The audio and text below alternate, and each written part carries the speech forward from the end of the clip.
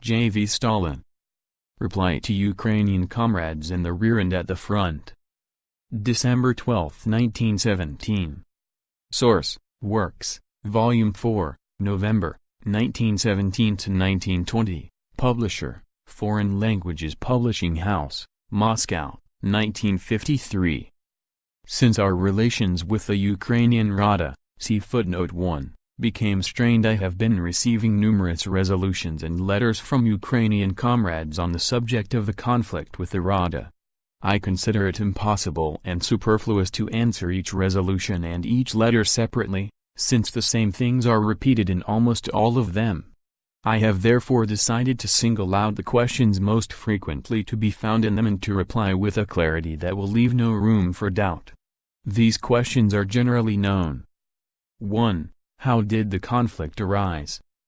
2. Over what issues did the conflict arise? 3. What measures are needed for a peaceful settlement of the conflict?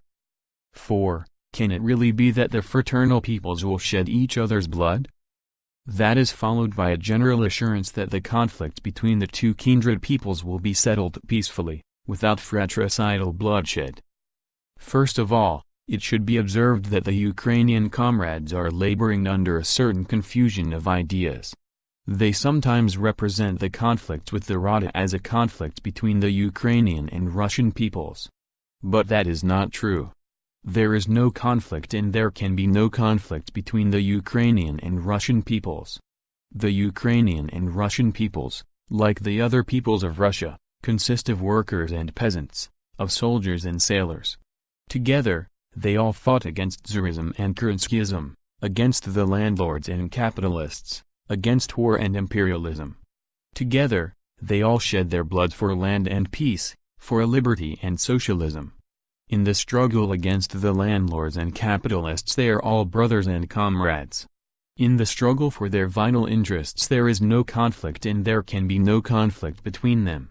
The enemies of the working people find it advantageous, of course, to represent the conflict with the Rada as a conflict between the Russian and Ukrainian peoples, because that makes it easier for them to incite the workers and peasants of the kindred peoples against one another, to the glee of the oppressors of the peoples. But is it so difficult for the enlightened workers and peasants to understand that what is advantageous to the oppressors of the peoples is harmful for the peoples themselves? It was not between the peoples of Russia and the Ukraine that the conflict arose, but between the Council of People's Commissars and the General Secretariat of the Rada. Over what questions did the conflict arise? It is said that the conflict arose over the question of centralism or self-determination, that the Council of People's Commissars does not allow the Ukrainian people to take power into their own hands and to decide their destiny freely. Is this true? No, it is not. The Council of People's Commissars is, in fact, striving to have all power in the Ukraine belong to the Ukrainian people, that is, to the Ukrainian workers and soldiers, peasants and sailors. Soviet power, that is, the power of the workers and peasants, the soldiers and sailors, without landlords or capitalists, is precisely that people's power for which the Council of People's Commissars is fighting. The General Secretariat does not want such a power, because it does not desire to get rid of the landlords and capitalists. That, and not centralism, is the crux of the matter. The Council of People's Commissars stands, and has stood from the very first, for free self-determination. It would not even object if the Ukrainian people were to secede and form an independent state. It has declared this officially on several occasions. But when self-determination of the people is identified with the autocratic rule of Kaledin, when the General Secretariat of the Rada attempts to represent the counter-revolutionary revolts of Cossack generals as a manifestation of the self-determination of the people, the Council of People's Commissars cannot refrain from observing that the General Secretariat is making a pretense of self-determination, and is using this pretense to conceal its alliance with Kaledin and Rodzianko. We stand for the self-determination of peoples, but we are opposed to self-determination being used as a camouflage for the surreptitious establishment of the autocratic rule of Kaledin, who only yesterday was campaigning for the strangulation of Finland. It is said that the conflict arose over the question of the Ukrainian Republic, that the Council of People's Commissars does not recognize the Ukrainian Republic. Is this true? No, it is not. The Council of People's Commissars officially recognize the Ukrainian Republic in the ultimatum and in the reply to the Petrograd Ukrainian staff. See footnote 2. It is prepared to recognize a republic in any of the national regions of Russia should the working population of the given region desire it. It is prepared to recognize a federal structure for our country, should the working population of the regions of Russia desire it. But when a people's republic is identified with the military dictatorship of Kaledin, when the General Secretariat of the Rada endeavors to represent the monarchists Kaledin and Rodzianko as pillars of the republic, the Council of People's Commissars cannot refrain from pointing out that the General Secretariat is making a pretense of a republic, and is using this pretense to conceal its complete dependence on monarchist plutocrats. We stand for a Ukrainian republic, but we are opposed to the republic being used as a camouflage for sworn enemies of the people, the monarchists Kaledin and Rodzianko, who only yesterday were campaigning for the restoration of the old regime and the death penalty for the soldiers. No, the questions of centralism and self-determination have no bearing on the conflicts with the Rada. It was not over these questions that the dispute arose. Centralism and self-determination have been dragged in by the General Secretariat artificially, as a strategical ruse designed to conceal from the Ukrainian masses the real reasons for the conflict. It was not over the question of centralism or self-determination that the conflict arose, but over the three following concrete questions. First question. The conflict started with the orders issued to the front by member of the General Secretariat Petlura, orders which threatened to result in the complete disorganization of the front. Disregarding general headquarters and the interests of the front, disregarding the peace negotiations and the cause of peace generally, Petlura began to issue orders for the return of all Ukrainian army and navy units to the Ukraine. It will be easily realized that if the Ukrainian units had obeyed Petlura's orders, the front would have disintegrated instantaneously, the Ukrainian units in the north would have moved southward, the non-Ukrainian units in the south would have moved northward, the other nationalities would also have hit the home trail, the railways would have been occupied exclusively with the transport of soldiers and equipment. Food would have ceased to arrive at the front because there would have been no means of transporting it, and of the front nothing but a memory would have remained. This would have altogether wrecked the chances of an armistice and peace. No one denies that in ordinary times the place of the Ukrainian soldier is primarily at home, in the Ukraine. No one denies that nationalization of the army is an acceptable and desirable thing. This has been officially stated several times by the Council of People's Commissars. But in time of war, when peace has not yet been arranged, and the front is not constructed on national lines, and when, owing to the weakness of our transport system, immediate nationalization of the army would be fraught with the danger of the soldiers leaving their positions and of the front disintegrating, thus wrecking the chances of a peace and armistice, it need not be said that, in these conditions, there could be no question of the national units leaving their positions immediately. I do not know whether Petlura was aware that by his senseless orders he was breaking up the front and wrecking the cause of peace. But the Ukrainian soldiers and sailors realized it at once, because all of them, with rare exceptions, refused to obey Petlura and decided to remain at their posts until peace was concluded. The Ukrainian soldiers have thereby saved the cause of peace, and Petlura's ill-considered orders have for the time being lost their extreme gravity. Second question. The conflict started by Petlura's orders was aggravated by the policy of the General Secretariat of the Rada when it began to disarm the Ukrainian Soviets of Deputies. In Kiev, armed detachments of the General Secretariat fell upon the Soviet troops at night and disarmed them. Similar attempts were made in Odessa and Kharkiv, but there they failed because they encountered resistance. But we have reliable information to the effect that the General Secretariat is massing forces against Odessa and Kharkiv with the object of disarming the Soviet troops. We have reliable information to the effect that in a number of other, smaller, towns the Soviet troops have already been disarmed and sent home. The General Secretariat of the Rada has thus made it its object to carry out Kornilov's and Kaledin's, Alexeyev's and Rodzyanko's program of disarming the Soviets. But the Soviets are the bulwark and hope of the revolution. Whoever disarms the Soviets disarms the revolution, wrecks the cause of peace and liberty, betrays the cause of the workers and peasants. It was the Soviets that saved Russia from the yoke of Kornilovism. It was the Soviets that saved Russia from the shame of Kerenskyism. It was the Soviets that won land and an armistice for the peoples of Russia. The Soviets, and the Soviets alone, are capable of leading the people's revolution to complete victory. Therefore, whoever raises his hand against the Soviets helps the landlords and capitalists to strangle the workers and peasants of all Russia, helps the Kaledins and Alexeyevs to strengthen their iron rule over the soldiers and Cossacks. Let no one try to tell us that the General Secretariat contains socialists, and that they therefore cannot betray the cause of the people. Kerensky calls himself a socialist, nevertheless he sent troops against revolutionary Petrograd.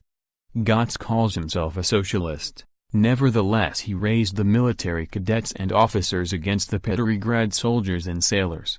Savinkov and Avksentiev call themselves socialists, nevertheless they introduced the death penalty for the soldiers at the front. Socialists should be judged not by their words, but by their deeds. The General Secretariat is disrupting and disarming the Ukrainian Soviets, thereby helping Kaledin to establish his bloody regime on the Don and in the coal basin, and that is a fact that no socialist flag can conceal. That is why the Council of People's Commissars affirms that the General Secretariat's policy is a counter-revolutionary policy. That is why the Council of People's Commissars hopes that the Ukrainian workers and soldiers, who in Russia were in the van of the fight for revolutionary Soviet power, will be able to call their General Secretariat to order, or elect another in its place in the interest of peace among nations. Demarcation and the like. The Council of People's Commissars fully recognizes the necessity for demarcation. But demarcation must be effected in fraternal, friendly fashion, by agreement, and not forcibly, not on the principle of grab what you can, disarm whomsoever you can, as the General Secretariat is now doing, seizing food supplies, appropriating freights, and condemning the army to starve and freeze. Third question. The conflict reached a climax when the General Secretariat categorically refused to permit the passage of the revolutionary troops of the Soviets proceeding against Kaledin.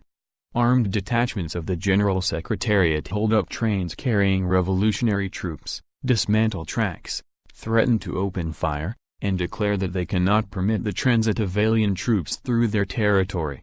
It is Russian soldiers, who only yesterday were fighting shoulder to shoulder with the Ukrainians against the hangman generals who were trying to crush the Ukraine, that now, it appears, are aliens. And this at a time when this same General Secretariat freely permits the transit to Rostov through its territory of Kaledin's Cossack units and counter-revolutionary officers who are flocking to Kaledin from all parts.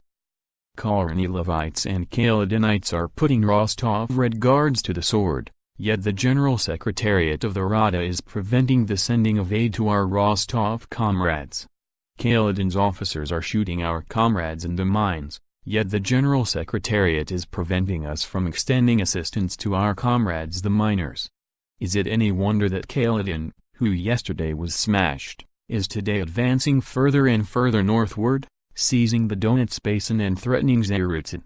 Is it not obvious that the General Secretariat is in alliance with Kaledin and Rodzyanko?